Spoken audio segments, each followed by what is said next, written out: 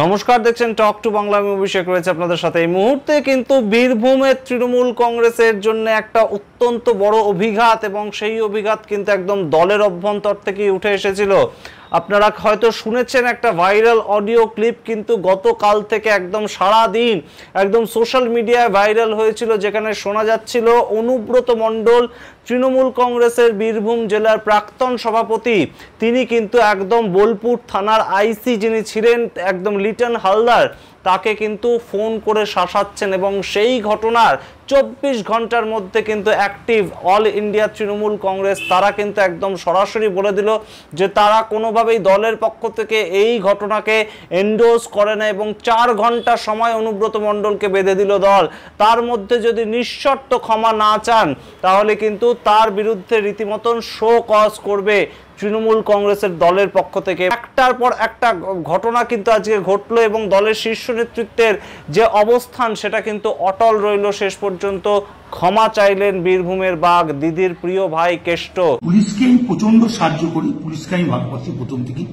Police বিপদে পড়লে পুলিশের পাশে আমি দাঁড়াই।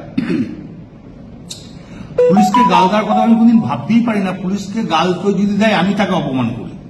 এটা আমার বরাবরকার স্বভাব। এবং পুলিশের যখনই যে কোনো এসপি হোক,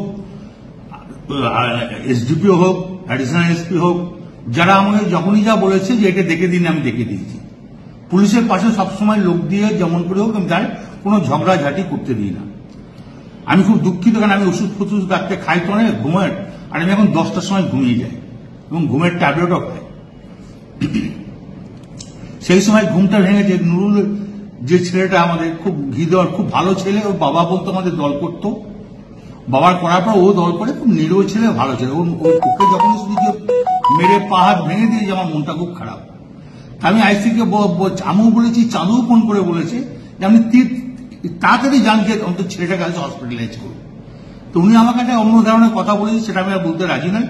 তখন আমি নিজের রাগ সামালতে পারিনি, এটা স্বাভাবিক আমি বলেছি। এর জন্য আমি দুঃখিত, আমি ক্ষমা প্রার্থী। যদি এটা যদি স্বাভাবিক আমার মুখ থেকে এই কথাটা বেরোনো উচিত নয়, তার জন্য আমি দুঃখিত। তৃণমূল কংগ্রেসের পক্ষ থেকে আজকে 4 ঘন্টা আগে কি সরাসরি লেখা হয়েছিল তাদের ফেসবুক পেজে, একদম তারা কিন্তু লিখেছিলেন অনুব্রত মণ্ডল একজন পুলিশ কর্মকর্তার বিরুদ্ধে যে অবমাননাকর মন্তব্য করেছেন, তার সঙ্গে আমাদের দল সম্পূর্ণ দ্বিমত পোষণ করছে এবং ওই মন্তব্যকেও সমর্থন করছে না। আমরা তার অপমানজনক, অগ্রহণযোগ্য, অশ্রাব্য ভাষার তীব্র নিন্দা জানাচ্ছি। দল তাকে নির্দেশ দিচ্ছে তিনি যেন আগামী 4 ঘন্টার মধ্যে নিঃশর্ত ক্ষমা চান, অন্যথায় তার বিরুদ্ধে শোকজ নোটিশ জারি করা হবে। একদম সরাসরি তৃণমূল কংগ্রেসের পক্ষ থেকে এই পোস্ট করার পরেই কিন্তু আমরা দেখতে পাই একদম অনুব্রত মণ্ডল চিঠি লিখে তিনি সর্বসাধারণের উদ্দেশ্যে একদম সরাসরি একটা চিঠি লেখেন, কিন্তু তার মধ্যেও সেই চিঠি নিয়েও কিন্তু বিতর্ক শুরু হয়েছে, সেই চিঠির ভাষা নিয়ে। আর সেই ডিটেলস বলবো আপনাদের, কিন্তু তার আগে চিঠিতে অনুব্রত মণ্ডল কি লিখছেন সেটা আপনাদেরকে শোনাই। তিনি লিখছেন, পশ্চিমবঙ্গের পুলিশ মন্ত্রী মাননীয় মুখ্যমন্ত্রী মমতা বন্দ্যোপাধ্যায়ের পুলিশের সাধারণ কর্মী থেকে একজন বড় অফিসার সবাই দিদির কাছের মানুষ, এবং তাদেরকে অপমান করার কথা ভাবতে পারি না। সাম্প্রতিক ঘটনায় আমি দুঃখিত। দিদির পুলিশের কাছে একবার কেন 100 বার ক্ষমা চাইতে পারি। এই লাইন নিয়ে কিন্তু প্রশ্ন উঠেছে, সমালোচনা শুরু হয়ে গিয়েছে। পশ্চিমবঙ্গ পুলিশ এখন দিদির পুলিশে পরিণত হলো, এই প্রশ্ন কিন্তু উঠেছে রাজনৈতিক মহলে। তারপর অনুব্রত মণ্ডল লিখছেন, একবার কেন 100 বার ক্ষমা চাইতে পারি। আসলে আমি নানা রকম ওষুধ খাই। দিদির পুলিশের বিরুদ্ধে কেউ কোনো অভিযোগ করলে মাথা গরম হয়ে যায়। সত্যি আমি দুঃখিত, কিন্তু আপনাদের ভাবতে হবে 3টে মহকুমা বোলপুর, সিউড়ি, রামপুরহাটে বিশাল মানুষের মহামিছিল দেখে কারা ভয় পেল? বিজেপি কি করে আমার আর আমাদের বোলপুরের আইসির সাথে গালমন্দর ফুটেজ পেল? কে দিল? কোনো চক্রান্ত নেই তো? এই কথা কিন্তু একদম সরাসরি অনুব্রত মণ্ডল লিখছেন। তারপরে শেষ লাইনে তিনি লিখছেন, তবুও আমি বলছি কোনো পুলিশ বন্ধু আমাকে ভুল বুঝলে আমি দুঃখিত ও ক্ষমা প্রার্থী। নিচে সই করেছেন অনুব্রত মণ্ডল 30/5/2025।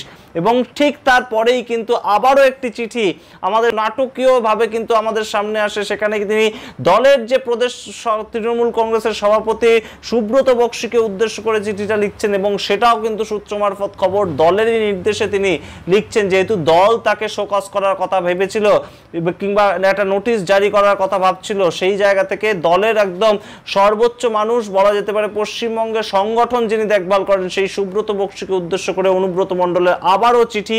সেখানে লেখা, প্রতি মাননীয় সুব্রত বক্সি মহাশয় সমীপেষু, সভাপতি প্রদেশ তৃণমূল কংগ্রেস কমিটি কলকাতা পশ্চিমবঙ্গ। সেখানে লেখা আরো সংক্ষেপে শুধুমাত্র তাকে যেটুকু বলা হয়েছে দলের তরফ থেকে ক্ষমা চাইতে সেটুকুই লিখেছেন অনুব্রত মণ্ডল। শ্রদ্ধেয় দাদা, আশা করি ভালো আছো, আমার প্রণাম নিও, প্রথম বাক্য। দ্বিতীয় বাক্যে তিনি লিখছেন, সাম্প্রতিক ঘটনার জন্য আমি সামগ্রিকভাবে সমস্ত স্তরের কাছে নিঃশর্তভাবে ক্ষমা প্রার্থী, ভালো থেকো। কথা শেষ। অনুব্রত মণ্ডল নিচে সই করা আছে। বিকেল 4টের সময় এই চিঠি তিনি লিখেছেন। সুতরাং বুঝতেই পারছেন একদম দৌর্দণ্ড প্রথম অনুব্রত মণ্ডল, বীরভূমের বাঘ অনুব্রত মণ্ডল, যাকে বীরের সম্মান দিয়ে একদম সাদরে দলের মধ্যে গ্রহণ করার কথা বলেছিলেন খোদ মুখ্যমন্ত্রী মমতা বন্দ্যোপাধ্যায়। এবং তারপর আমরা দেখলাম যে তিনি যখন জেল থেকে ফিরলেন তখন কিন্তু একদম তিনি আস্তে আস্তে তার মাটিটাকে শক্ত করছিলেন। কিন্তু ইদানিং আমরা দেখছিলাম যে কাজল শেখ বনাম অনুব্রত মণ্ডল সেই যে লড়াইটা সেটা কিন্তু দলের শীর্ষ নেতৃত্বের কাছে পৌঁছিয়েছে। এবং আমরা যেটা দেখলাম একদম রীতিমতন সাংগঠনিক যে রদবদল হলো, সেই ক্ষেত্রে কিন্তু জেলার যে সভাপতির পদ, যেটাকে একদম আলংকারিকভাবে কিন্তু অনুব্রত মণ্ডল বসেছিলেন রাজ্যে পালা বদলের পর থেকে, সেই পদটাকেই তুলে দিল তৃণমূল কংগ্রেস। এবং তারপর এখনো পর্যন্ত বোলপুরে কিন্তু কোনো ধরনের কোনো সভাপতির পদই আর নেই।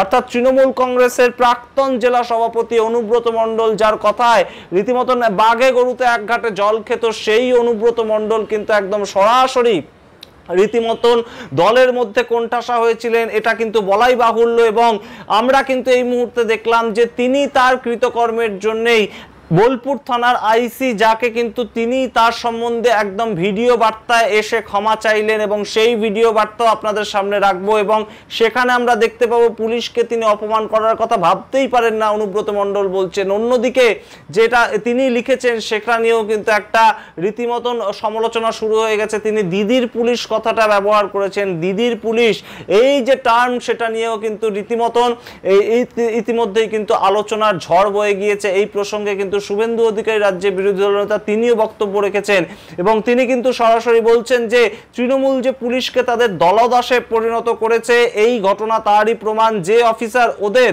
সব কথা মেনে চলেন না তাকে এইভাবে গালিগালাজ করা হয়।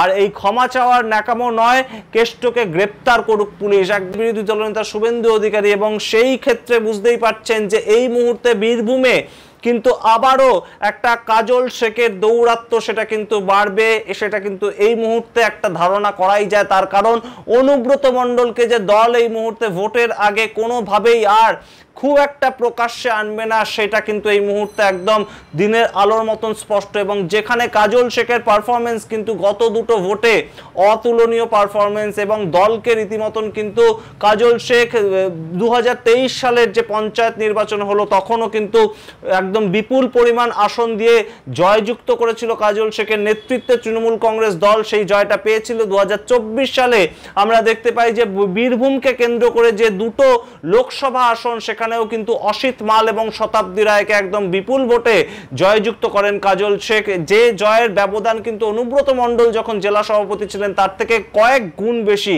সুতরাং বুঝতেই পারছেন যে কাজল শেখ কিন্তু এই মুহূর্তে অনেকটা নিট অ্যান্ড ক্লিন ইমেজ এই অনুব্রত মণ্ডলের থেকে অনেকাংশে এগিয়ে গেলেন। এবং এই মুহূর্তে কিন্তু অবশ্যই 2026-এর ভোটটা যে বীরভূমের মাটিতে বেশ খানিকটা কাজল শেখের ওপরেই নির্ভর করবে তৃণমূল কংগ্রেস, সেটা কিন্তু আজকে আরো একবার প্রমাণিত হয়ে গেল।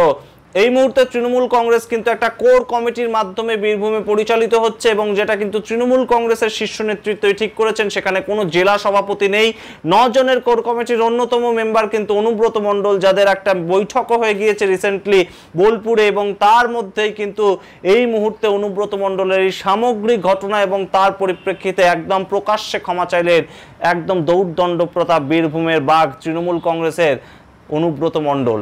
কি বলবেন আপনারা? সামগ্রিক ঘটনাটা আপনাদের সামনে তুলে ধরলাম। এই মুহূর্তে বেশ খানিকটা যে সাইডলাইন অনুব্রত মণ্ডল, সেই সম্বন্ধে আপনাদের কি মতামত অবশ্যই প্রকাশ্যে একদম কমেন্ট বক্সে কমেন্ট করে জানান। দেখতে থাকুন টক টু বাংলা। প্রত্যেকটি ভিডিও লাইক, কমেন্ট, শেয়ার করে অবশ্যই টক টু বাংলা ইউটিউব চ্যানেলটিকে সাবস্ক্রাইব করবেন। ধন্যবাদ।